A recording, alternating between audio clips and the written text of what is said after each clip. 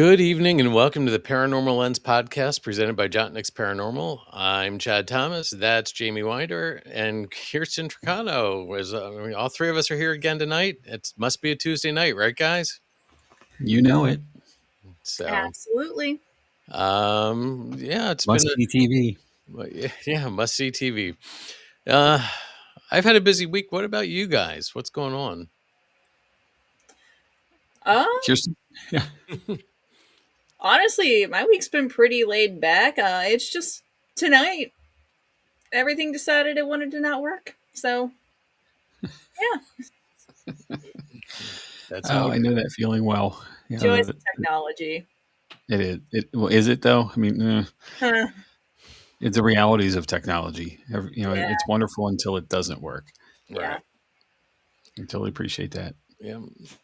So, well, I know Jamie and I actually saw the same show on Saturday night. Yeah, we did.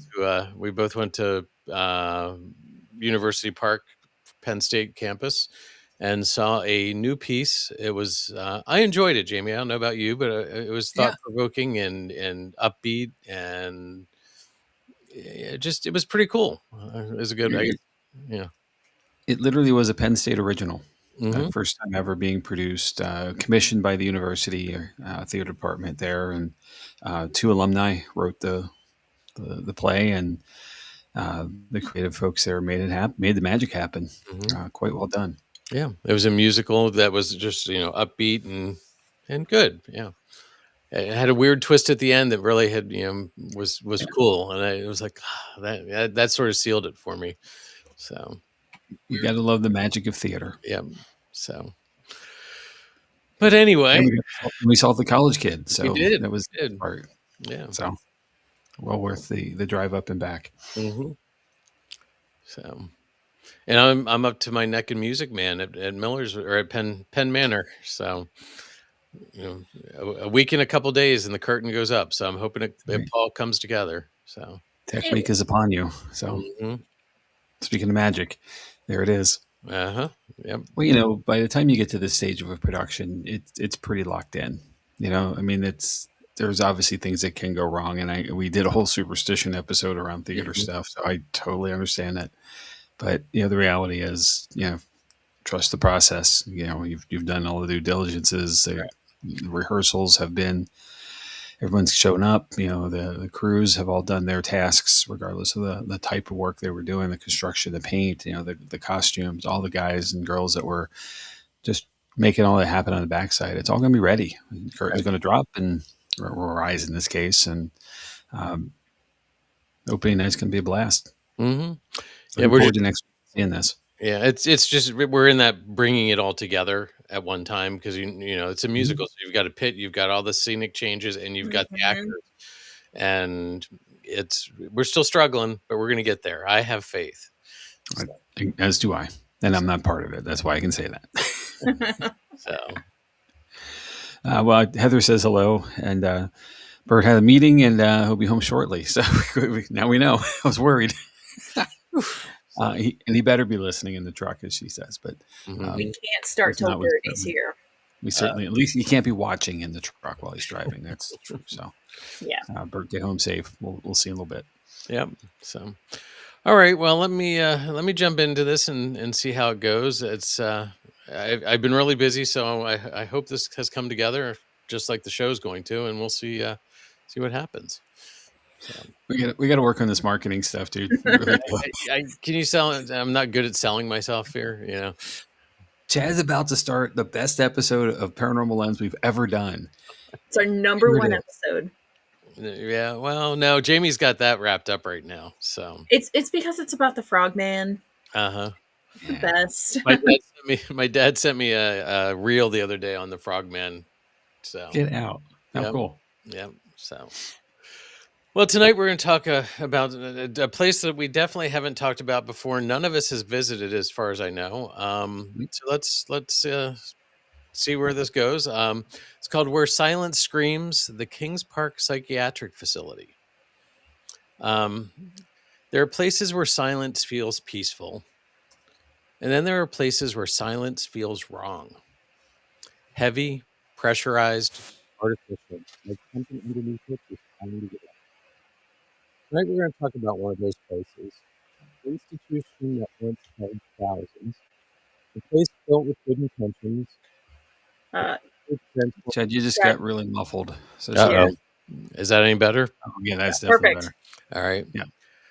Let's see. So tonight we're walking into one of those places, an institution that once held thousands, a place built with good intentions that slowly transformed into something far more complicated.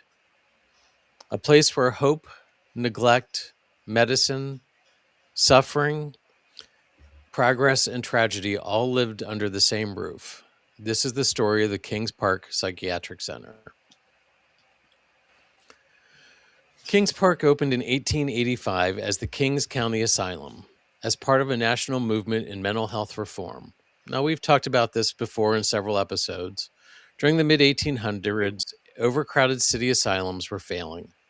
Patients were warehoused in unsanitary conditions. Reformers believed that environment mattered. The solution? Remove patients from chaotic cities. Place them in quiet rural landscapes, fresh air, structured labor, agricultural therapy, community. This philosophy was influenced heavily by the moral treatment movement and by figures like Dorothea Dix, who advocated for humane mental health facilities. Kings Park was built on rolling farmland overlooking the Long Island Sound. It wasn't just a hospital, it was designed to be a self-sustaining world. Patients worked on farms, they tended livestock, they harvested crops, they baked bread, they sewed clothing, they maintained buildings. Now it sounds like a normal life, right? The belief was that meaningful labor would restore dignity and structure. That's what we wanted people to have. And for some patients, it did.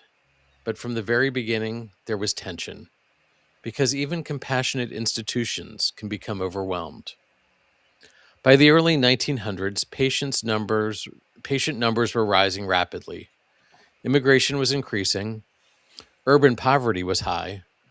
Medical understanding of mental illness was still limited. People were institutionalized for depression, postpartum psychosis, epilepsy, alcoholism, developmental disabilities, melancholia, moral insanity, and hysteria. Women could be committed by husbands, children could be sent away by overwhelmed families, and once admitted, release was not guaranteed. By the 1920s, Kings Park was expanding aggressively. New wards were built, brick by brick. A massive campus took shape. By mid-century, Kings Park housed over 9,000 patients. Think about that number. 9,000 people living behind the institutional walls. It had its own power plant, its own fire department, its own cemetery, its own railroad spur line connecting directly to New York City. But it was a closed ecosystem. Let's talk about treatments. And this part is uncomfortable. We've talked about these in some other episodes, but context matters. Medical professionals at the time believed they were helping, but hindsight complicates that belief. Hydrotherapy was common. Patients were wrapped tightly in wet sheets, immersed in tubs for hours, sometimes restrained during the process. Electroconvulsive therapy, ECT or electroshock therapy, was introduced in the 1930s. It was considered revolutionary. For some severe depression cases, it genuinely helped, but early ECT was administered without anesthesia, without muscle relaxants. Seizures were violent. Injuries were common. Then came lobotomies. Prefrontal lobotomies were performed at psychiatric hospitals across America, including facilities like Kings Park. The procedure involved severing connections in the frontal lobe. It often reduced agitation, but it frequently erased personality, impaired cognition, and left patients permanently institutionalized. The tragedy here isn't simple cruelty, it's desperation, overcrowding wards, and limited funding. Doctors grasping at emerging technology and science, and thousands of humans being caught in the middle. So let's take a moment and imagine daily life. There were wake-up bells, communal meals, long corridors lined with identical beds, institutional uniforms, regimented schedules, limited privacy, limited autonomy. Some patients formed friendships, others withdrew completely. Letters were monitored that were going to home, and letters coming in were few and far between. Visitations varied. Many patients outlived their families, and when they died, they were buried on hospital grounds in numbered graves with minimal markers. Records show thousands were interred in institutional cemeteries. There's something profoundly unsettling about anonymity, being anonymous in death, anonymity in death. That's the word I was trying for. And when we talk about hauntings, that detail matters. So let's talk about Building 93. Actually, you can see it here if you're watching one of our video streams. If you've seen photographs of Kings Park, you've seen this. It's a massive concrete frame with a water tower rising like a sentry. From a distance, it feels observant. Even now, Building 93 housed administrative offices and wards. Today it stands skeletal, exposed floors, open shafts, broken stairwells. Urban explorers describe footsteps above them when they're alone, cold air pockets in sealed rooms, whispers in upper corridors. One common report, the sensation of being monitored. Not attacked, not chased, but observed. Former staff in this building have claimed hearing gurney wheels echoing in empty hallways long after closure. Others describe hearing a woman crying in stairwells, and then silence. Total silence. Kings Park officially closed in 1996. This followed decades of deinstitutionalization. New psychiatric medications allowed outpatient treatment. Large state hospitals were deemed outdated and inhumane. But deinstitutionalization was not seamless. Some former patients transitioned successfully. Others fell into homelessness. Community infrastructure was not fully prepared. And the buildings, they were left. Nature crept in. Graffiti followed. Windows shattered. Paint peeled. Concrete cracked. There is something uniquely haunting about abandoned hospitals because they are designed to contain suffering, and when empty, that containment feels unfinished. When Kings Park closed in 1996, the buildings didn't go quiet immediately. There was a strange in-between period. Security still patrolled the grounds. Some structures were sealed, others were simply locked. And then came the explorers, photographers, urban adventurers, curiosity seekers, and eventually, paranormal investigators. And this is where the haunting reputation truly accelerated. So here are some of the stories that I've come across. This is going to surprise everyone, but there's a woman in white. No way. One of the most persistent legends is the woman in white. Witnesses describe a pale female figure in outdated hospital attire, long dark hair, standing motionless at the end of corridors, and she vanishes when approached. Reports cluster around former female wards and upper floors of Building 93. Some claim she appears in windows from outside, visible for a moment before dissolving into shadows. Skeptics argue it's a light refraction through broken glass.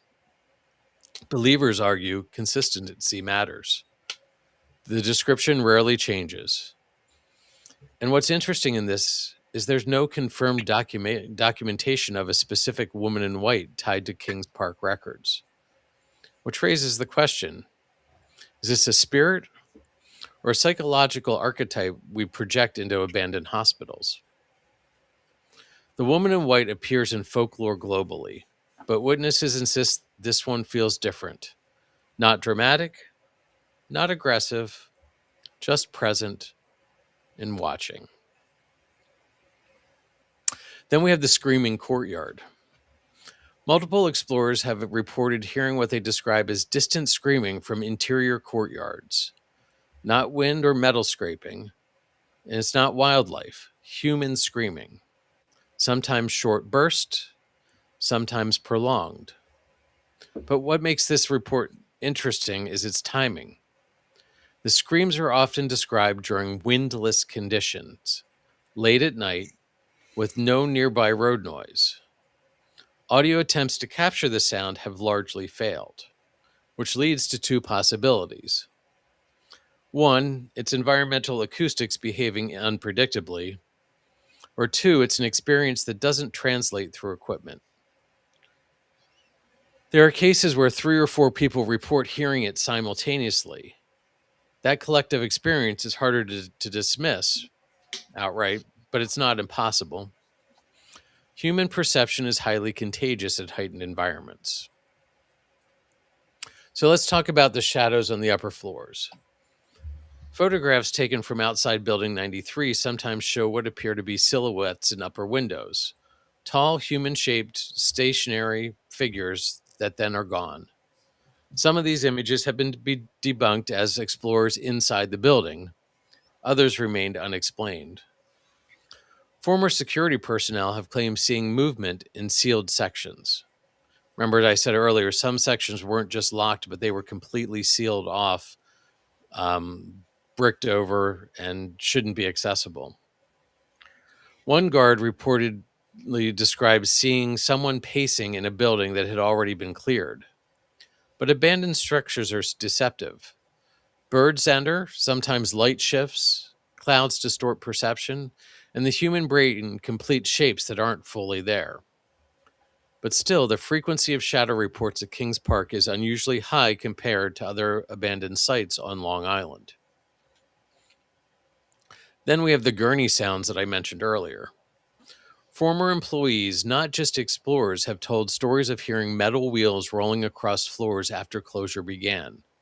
The sound of a hospital gurney, slow, rhythmic, and echoing down the corridors, then stopping abruptly.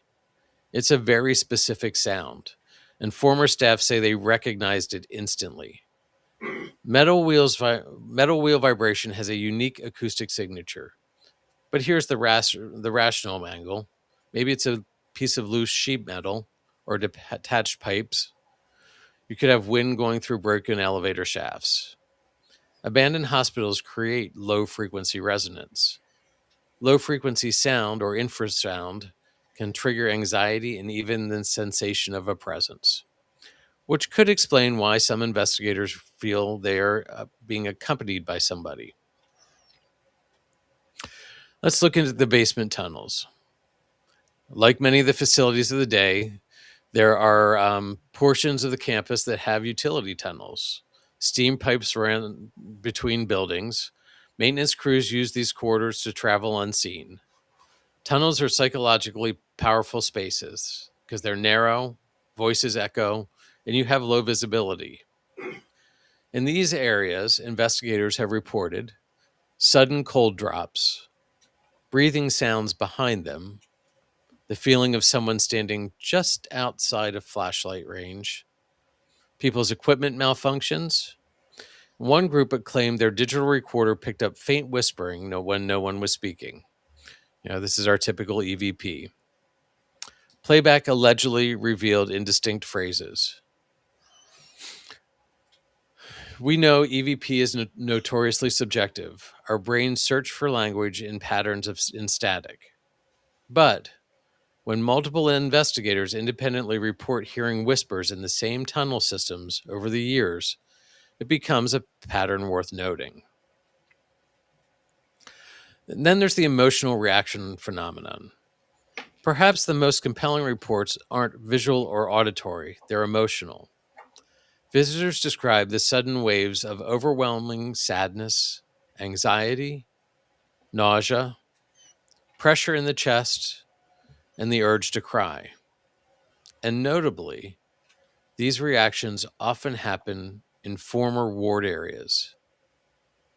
Is that paranormal? Or is it just contextual empathy?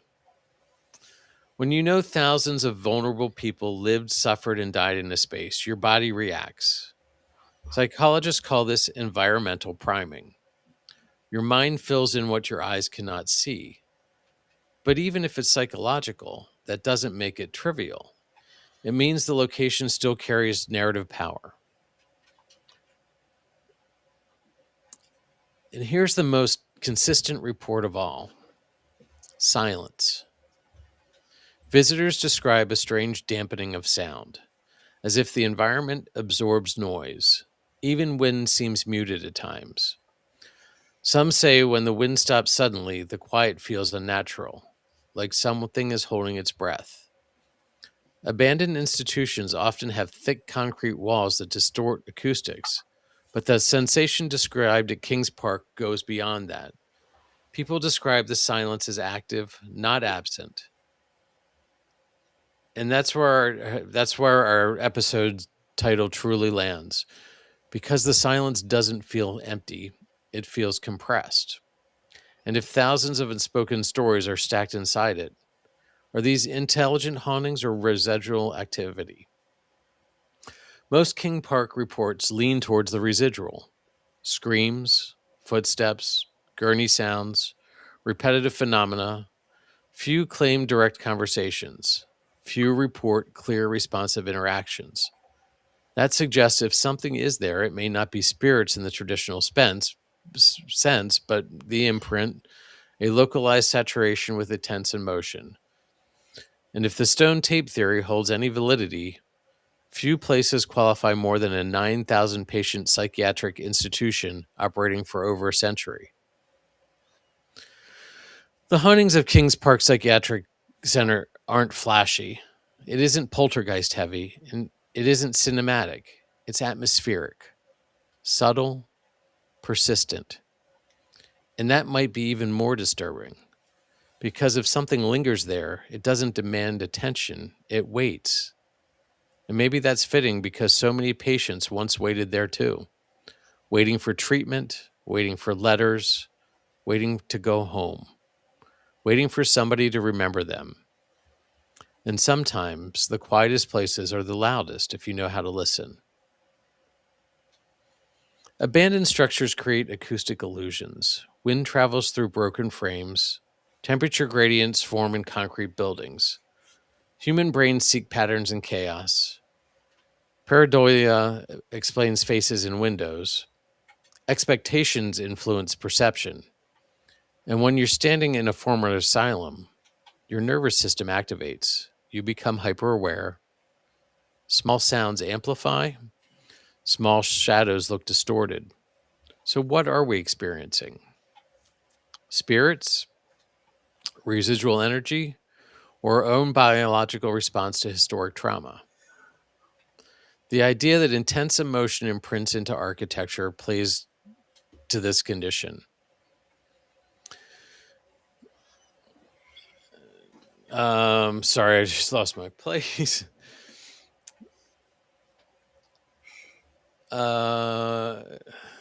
If emotional saturation leaves traces, Kings Park qualifies. And this is where we have to slow down, because it's easy to turn psychiatric hospitals into haunted attractions, but we have to ask, what does it mean to investigate a place where vulnerable people suffered? Are we honoring memory or exploiting it? If voices are heard, are they entertainment or unresolved humanity? When we stepped into these spaces, respect matters, because even without ghosts, the history alone is heavy. So there's a lot there to think about. Let me cite some sources, and then maybe we can answer some of these questions that I brought up. First off is https ourstateparks.com, about the park. www.longisland.com/news/05-19-22 historical-facts about Kings Park Psychiatric Center. https kppc tripintothepast.weebly.com /history.html. www.longislandguide.com. Visit Kings Park Psychiatric Center. www.longislandpress.com /2016 /10 /26 long island haunt 17. All right. What do you guys think? Let me catch up on a couple comments first before we Mhm. get too far into that. Bear with me. It's lost my mouse. I will say that you cannot investigate here. Yeah, I gleaned that from just a quick look. So Heather has added, so sad that these places start off with the greatest of intentions, but overcrowding always leads to their demise. That was Mhm. early on in the discussion. Bert he's home. Yay. He's added another place to cry. Yeah. Mhm. Stefan has added, if the walls could talk. Mhm. And Bert has commented, I couldn't imagine investigating there. It's huge. Would take a week. Mhm. Oh, absolutely. Yeah, Yep. just the campus that it is. Mhm. It is a state park now, but it is not available to investigate. It is patrolled. You will get arrested if you're caught in these buildings. So, and it is a shame because it is a huge facility and it's just sitting there abandoned. Again, another one that's just, but making it safe again, it would take thousands and probably hundreds of thousands of dollars to make it safe for people to go in.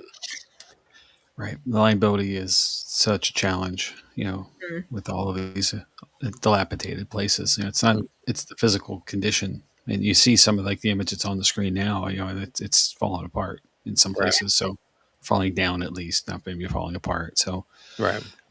the last thing you need is an investigator, mumbling around in the dark and then going through a floor, missing something and going down a stairwell, whatnot. So Mhm. it's easier to say no and be consistent than it is to say yes and have an issue. Yep. I So mean, appreciate isn't it a shame that this falls into the same as Penhurst? Like that. it Mhm. is it's the Yeah. exact same thing. Well, I was thinking that, like, we've not been to this place, obviously, because you can't go, but we've been to this place, Right. or one's very much like it. Crescent comes to mind here in mid-state Pennsylvania. For the campus that it is and the sprawling complex of dilapidation. Just when we were there last summer, Chad, you and I were there for the Paracon. Right. It poured that afternoon, for at least a brief while. And Mhm. I went into the main building, into the administration building that we were right in front of to walk through it. And there was water coming from the ceiling. And I'm on the first floor of a 3-floor building. There's water coming through the ceiling from the rain, Right. and then there's actually grass growing inside the building Yep. around the window ledges. So it's been that way for quite a while. The fact that we were in there, obviously anything could happen. Um, I think we all went to Trans Allegheny. I think of that as well. The age of that property, the similarities in the story. This struck me. St. Albans is another. Yep. And the Yep. list goes on Yep. and on and on and on. There are so many of these facilities that were once highlights and high points for people for care and wellness and self, to improve their station of life. And, as in Heather's comment was really well made, overcrowding was a demise, funding was a demise, Mhm. uh, changing care, but not necessarily affordable care. Let people stay to the place they were instead of moving to something better, more appropriate. And, therefore languish began. And neglect began, and trauma began, or continued in most cases, because I'm sure it happened before, but it's Right. just another level of it. Uh, it just, this whole thing just is so sad how we went from something so good to something so bad. Mhm. And knowing that this was in operation until 1996, I mean, that's well within our lifetimes. Um, So many of these Taken places away. were like Yeah, yeah, exactly. I'm sorry, I've carried that too far. I'm sorry. Go ahead, guys. I apologize.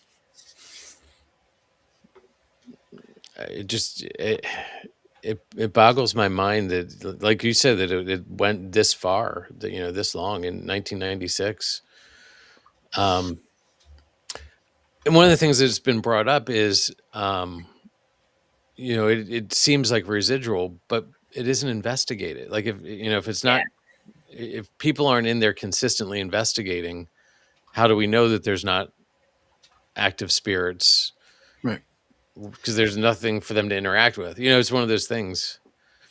Well, it seems to me the tales that the experiences in there, the woman in white, the screaming courtyard, the shadows and windows, the gurneys, the basement tunnel, and the spaces. All of that stuff seems like it came from staff and or guests, like not patients, but guests of patients in operation. If it's been closed and shuttered and it Right. is restricted as far as access, like you'll get arrested.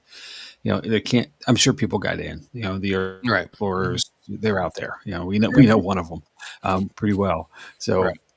that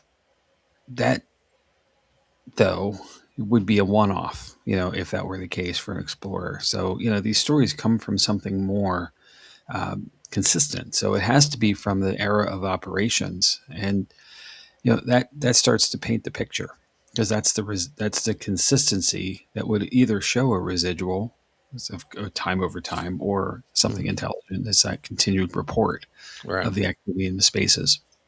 There's enough here that people noted it. Mm-hmm. So, Bert has another comment here. Most prisons don't even hold 9,000 people. Yeah, I mean, amazing. I can't imagine 9,000 people. There's no way there was enough staff. Like, But no, there couldn't have been. No. But the original intent would have been to not have much staff, because they were, you were trying to encourage them to be independent. right. But I think that system just failed. I think too many things. People were sent there for the wrong reasons, or maybe I think that's why it became overcrowded. When you as a male, you didn't want a divorce, but you wanted to get rid of your wife, you just sent her there and you were considered divorced. Yeah. So I remember we had that conversation with Tala, mm-hmm. with how you could get admitted. There were so many ways that just you looked at your husband funny and you were there. Yeah. You assessed, you backtalked, you didn't do your chores or your duties. Mm-hmm. There were so many it was a long list of reasons how you could get admitted. Yeah. Stefan said that's a decent sized small town, or decent sized town. Absolutely. So here's another comment that Stefan had, and let's chew on this one for a little bit. Mm-hmm. Playing devil's advocate, why keep the place standing if so much money is spent on guarding and surveillance? Why not redevelop the buildings into something useful unless the authorities have their own suspicion of paranormal activity?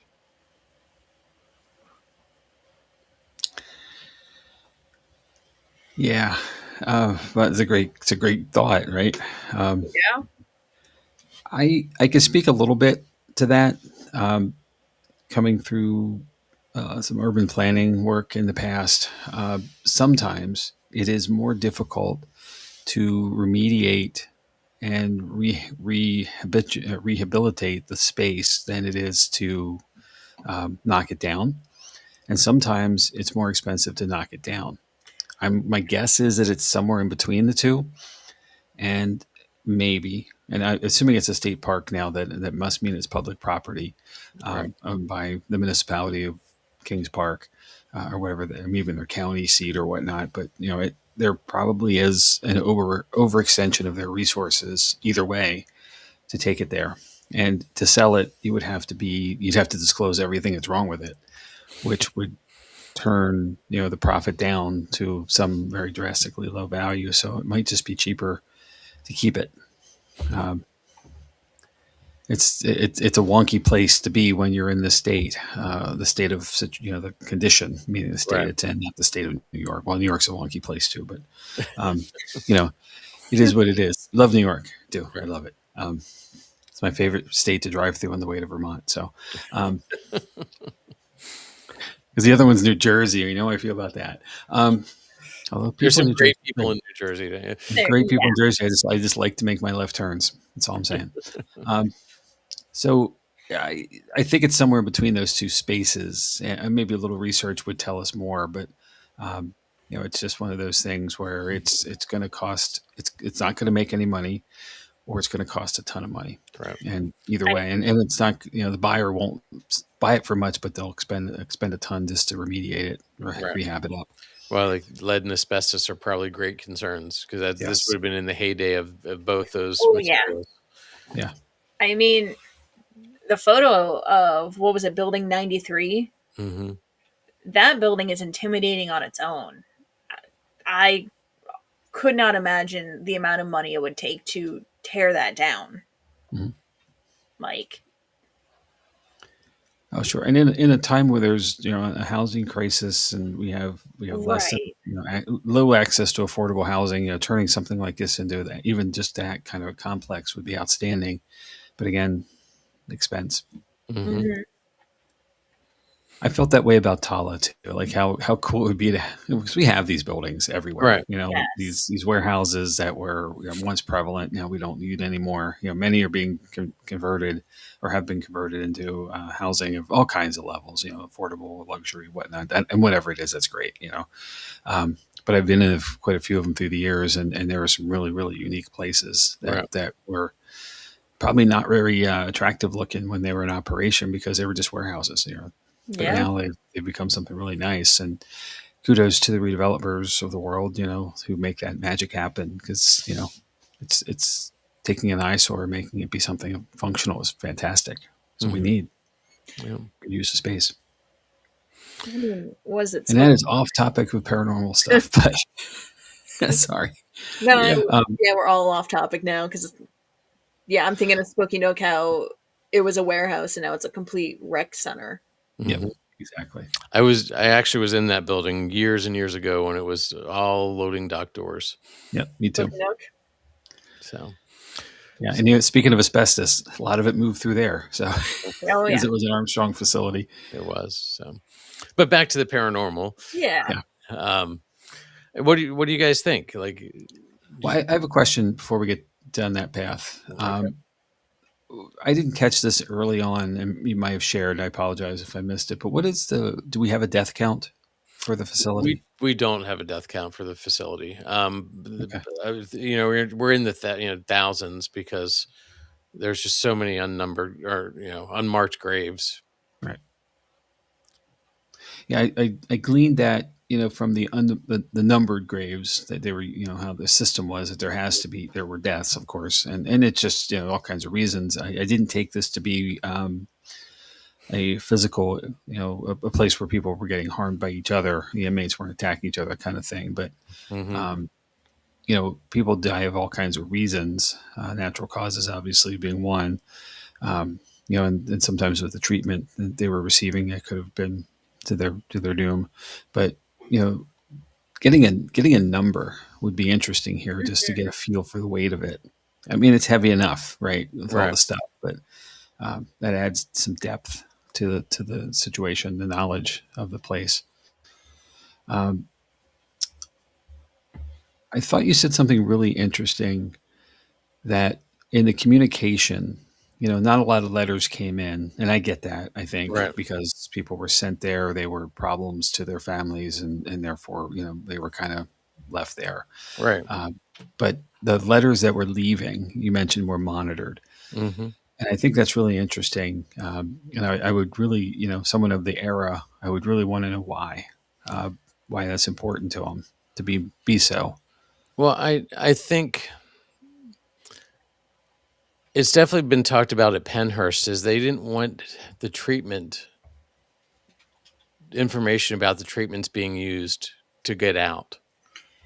Yeah. Okay. Because which I think points, and they didn't want the conditions, the overcrowd, like that points to them knowing that this wasn't ideal situations.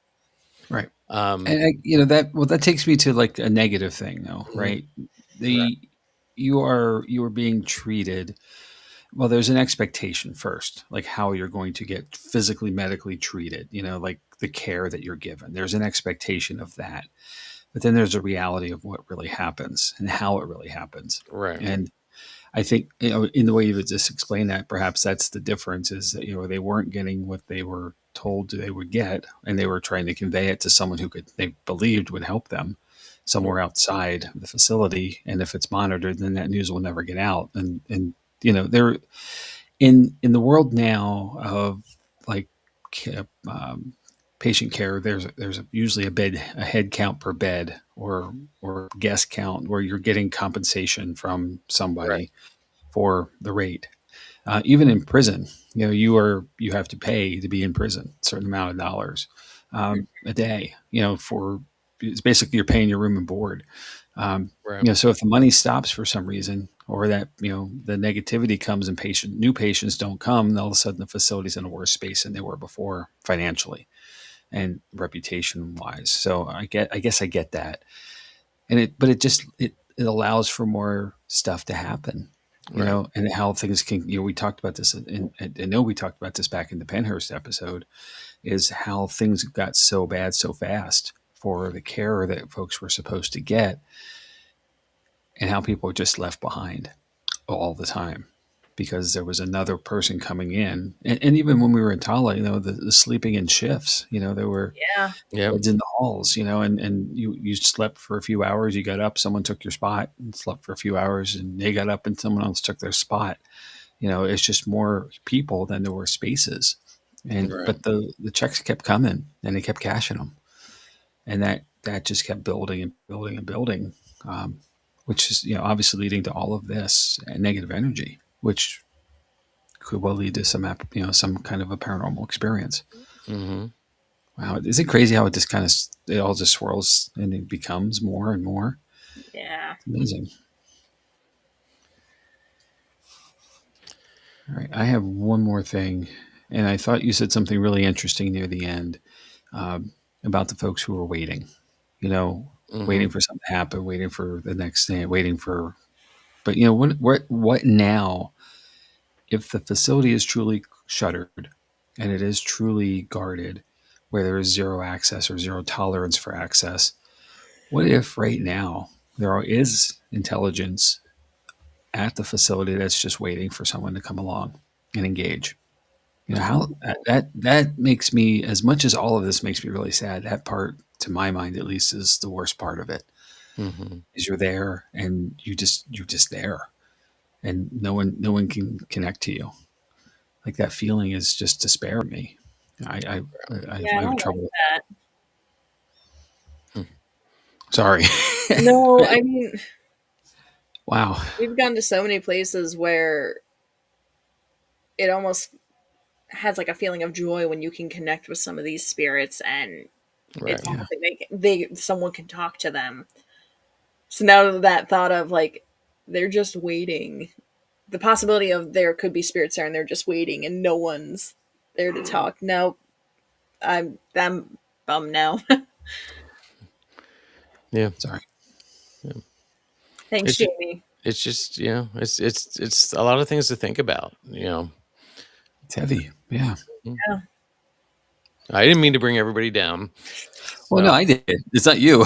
Yeah, no, it was It's all on Jamie's me. fault. but yeah. So we got to start a letter writing campaign or something to the body that owns this place, and say, hey, how about you open it up? And there's got to be somebody in the area who could take on the management for this. And think about that. I mean, obviously, there's not every space would be open, and it's no different than any of these older facilities. Not every place and every part is available to us. Yeah. Open it up, start getting some revenue, build up a good reputation, and let the magic happen of the paranormal world helping to take care of a place, Right. to get some of the revenue needed to get it back to some standard place to be, regular normalcy. Yeah. We've certainly, as Jotnick's Paranormal, we've done that with the Haldeman Mansion. That was our first home, was helping them get the funds needed to help rehab that aged facility. One of the most oldest homes in Lancaster County, and National Register of Historic Places property. it just was falling apart, literally. Solid enough that we could be in it. So luckily, but Right. We our tickets prices were going directly into the place, in the rehab. So others have done it too, and it can be done here. Just got to Yeah. get the right approach and the right package of investigators and commitment to the place to let us do it. Mm-hmm. I believe that can happen. I think it could. Here's another comment For from any of Bert. my New Yorkers out there, my friends up in New York, let's get this done. Bert brought up another point here. I imagine it would have been really hard to keep good staff. Morally conscious people wouldn't want to work there. Fair enough. Mm-hmm. Yeah, at least not stay long. Right. And Heather said it had its own cemetery. Sad that families just dropped them off and left them there. Yeah. And we talked about that when we were at the brewery. Yes. Like that, two of the family members, Wernersville had a facility that was like, it was a big gray building. You dropped them off, and the next time you got a heard call someday. Yeah. Yep. And and it wasn't your loved one has passed away. It was, do you want to come pick up their remains or not? Yeah. It happened. It's not like they're ill or there's Right. now's the time. Right. Should come. It's like, do you want their stuff or not? Right. And Bert said, I think this is referring to the just waiting. It's like being in solitary confinement with nobody to talk to. Yeah, it's a good way of saying it. Mm-hmm. So, well, speaking of Bert, he's got something for us to work towards, guys. Yes. When it comes to road tripping, Bert's planning us to take us in style, I think. That's a sleek looking bus. It looks like a cardboard cutout. Like if the wind blows, it's going to fall down. That's what we can afford right now. So right. He said maybe we should start a GoFundMe for a road trip bus. All right, I'm in. I'll contribute to that. All the equipment can fit. That'd be perfect. Yeah. Oh my. Yes and yes, please. So. But now here's the question: is the back part of the bus like a tour bus? Are there beds? I think there has to be a couple bunks at least, but there has to be a space for all of us to sit and review all of our evidence. So, yes, at least a workspace of some kind, a couple monitors, some audio equipment. Yep. To be customized, of course. Yep. Yeah, because it would be a control center when you pulled up, right? Yeah. It's true. Yeah. Have a whole wall of chargers. I have often thought of like finding a Sprinter or something, like a kind of a used van. But and I thought I got this idea. Of course, like Ghost Hunters did it, I think first. But they had the TAPS vans, van that they would drive around in the back of. One of them is a command center of sorts. You charge up your equipment, you keep everything there. It's a place you can back. You have a place to sit and get out of the space you're at. That kind of seems practical to me. Mm-hmm. And you can separate yourself from the space a little bit. Project Fear had the funds to do that. Bert's on a roll here. Yeah, if Project Fear can do it, well, okay. I saw that GoFundMe they did. That goal was hit like instantly. Yeah. Well, one paranormal GoFundMe that didn't happen was the Conjuring House. This is true. Yeah. You got to have the right thing, the right place, and the right reason to connect. So Stefan asked, what was the name of the hospital complex that was in the southern section of Northeast Philly? Does anybody know? Ooh, no. I do not know. Well, that's a Google search, though. So, all right, we'll get on that. Okay. Well, we are coming up to the top of the hour. I didn't think it would go this long as usual. You don't think it'll last long, and then all of a sudden 50 minutes have rolled by. Should we talk about what's coming up, or do you anything to wrap up here? I got nothing. Yeah, Okay. great episode, Chad. Thank you. I knew nothing of this place, and I honestly had to look where it was before we started, um, just to kind of figure out what part of the world it was even in. So it's really cool. Okay. Yeah, I'm following the comments on this, but I don't know anything about it. No, I don't either. So I think I just found something here that's called Byberry, Byberry. It's a Philadelphia State Hospital. It was a large psychiatric facility in northeast Philadelphia, located in the Somerton neighborhood along the border of Bucks County. So really, pretty much the top of the city. It operated from 1903 to 1990 under several names: Byberry State Hospital, Byberry City Farms, and the Philadelphia Hospital for Mental Diseases. Might that be the place? It sounds like it. But I it's don't have an interesting. And address. here's another one that sounds like it was a farm complex that they, put everybody to I'm help making a note people. of this one because it sounds like an episode. Yeah, it does. That's it. And Stefan said so. Perfect. I think Jamie just claimed that one. Yeah, snooze you lose, friends. I'll get the next one.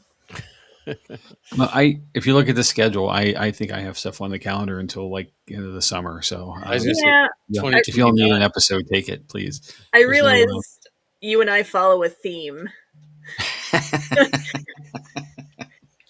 well, I should show you sometime the I keep a booklet, like a little tablet, but Oh, I have a list. with my lunch bag, which I carry to work every day, back and forth. It has a pocket on the side, and it fits perfectly in there. I have a little pin hook on it. So you know how it goes, guys. When you tell people what you do like this, all of a sudden every time somebody hears of something, they come and run to you about it. And that's how uh, Corey Asperl was on, doing the local urban legends. That's he and I in our conversations at work a lot. He's like, "Hey, did you hear about this? Hey, did you hear about that?" So I think I got smart, and I got this little tablet, and I just start writing things in it, and I'm probably halfway through something that's an inch and a half or so thick. Now it's not all, sometimes it's large scribble because I was in a hurry, but it's not incredibly organized either. Just sometimes blurbs of things or comments, but that kind of thing to me is where I go when I'm like, okay, let's what do we want to do, Yeah. and then I don't know that I have a pattern, but thanks for noticing, I guess. Because there is probably some consistency to that. And of course, some things are like, well, it's not an episode by itself. What can we bundle? Then that leads to a whole rabbit trail of stuff. And this process isn't exactly linear. I think that's in the sense of like where you think you're going to start isn't always where you end. And how many times have we said this at the beginning of an episode? This probably won't be a long one, or at least not on the air. We've said it to ourselves, as before we go, and it wound up being our longest ones. Unless it's Steve Dills is on, then it's 3 hours, or Ron and Lord is, and it's 3 hours no matter what. But and I love it. But sometimes these episodes just become organic, and the material starts to build. That what you find, it just gets deeper and deeper, and then there comes the how much is too much, Right. and it's amazing. So hopefully, for you out there as a listener and someone who's enjoying this, hopefully we find that balance for you. That's what we're aiming for. But know that there is more to all of the episodes, and there certainly is a lot to search. If you're interested in the topic, go out and look it up and go further with it. Take it all the way. There's a lot in the world. The internet's a wonderful thing sometimes. Sometimes it's not. Fair enough. But the resource materials are really deep and wide. And bring it back to us. We'd love to hear if something caught your fancy and you ran with it and found something more, or something we misunderstood, misinterpreted. We'd love to know. Yeah. So. Absolutely. All right. Well, speaking of some more, let's move on to what's going on. So next week, I'm going to take No Vacancy for the Living, the Goldfield Hotel in Goldfield, Nevada.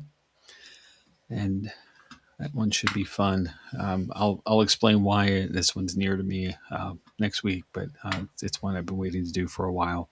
Cool. And after that, on the 17th, we got Silent Screams in there still. An update on this one, but on 17th, I'm a little disappointed that we don't have something on St. Patrick there, but that's okay. It's okay. I wasn't Echoes in the thinking of halls. that. I know, right? I was not thinking of that. I know. Well, we've done a few Irish things along the way, so we'll catch another one sometime. Yeah. We have Echoes in the Halls, The Hauntings of the Stanley Hotel, and the 24th, the Edinburgh Vaults, Life and Death Underground. The 31st of March, the Bridgewater Triangle. And we like triangles here. We've done several so far. Mm-hmm. Not my favorite shape, but it's a pretty good one. And then on April 7th, oh man, April already. Come on, spring. Lured into the Deep, The Legend of the Siren. That one's going to be a fun one too. Oh, it's going to be so fun. All right. So thanks for bearing with us on this very live episode. But if you're interested in more about Jotnik's Paranormal or Paranormal Lens and us in general, you can find our website at www.jot-nixparanormal.com. That's JOTT-NYX paranormal.com. If you'd like to give us an idea for an episode or any communication directly with Chad, Kirstin, and I, you can reach us at paranormallenspodcast@gmail.com. Just drop us a line. Of course, you can always leave comments in the episodes that you're watching, wherever it is, on whatever service. More information about all of our stuff, all the socials, and all the fun things, including our store, is available on Linktree, which is linktr.ee/paranormal lens. Or if you're watching us, we have a Buy Me a Coffee, which is buymeacoffee.com, paranormal9. And there is a QR code on the screen there. Any support is greatly appreciated. Unfortunately, we have operating costs to host the site for the paranormal, for the podcast, and some other stuff. So, unfortunately, we're just looking for some help if you can. If you're not, we're still going to go. Don't worry, we got you. So, lots of great stuff here on the screen, though. Ways to connect with us and Jotnik's Paranormal as a team, and go from there. Yeah. We're always looking to hear from people. So. Absolutely. So, we can say that our Spotify streams are almost at 20,000. We were a couple short before the episode. So we know people are out there listening. So reach out to us and say hi. Tell us what you think. So, yep. So yeah. Well, just checking 20,019. We got 20,000. Okay, great. So I don't think that gets us anything, but that's okay. It gives us a pat on the back. It does. We'll probably get one of those, like, party little blurb. Yeah, a little blurb from them. So yeah, that's nice. Yeah. All right. It'll make me feel good. Well, we can't do it without listeners, and that's the most important thing. So again, I think I can speak for you guys. For Chad and Kirstin, but we could do this without an audience. We could do this without putting it out there to the world, and it wouldn't be as much fun. We really enjoy the engagement. We enjoy knowing that folks are out there listening and enjoying the content we're creating. And we really we can't say thank you enough for taking the time of your day, wherever in the world you are, and spending a little bit of that with us. We look forward to seeing you the next time. Yep. So, well, on that note, let's wrap this up. The Kings Park Psychiatric Center is more than an abandoned building. It is a monument to evolving medicine, to institutional failure, to attempted compassion, and to systematic neglect.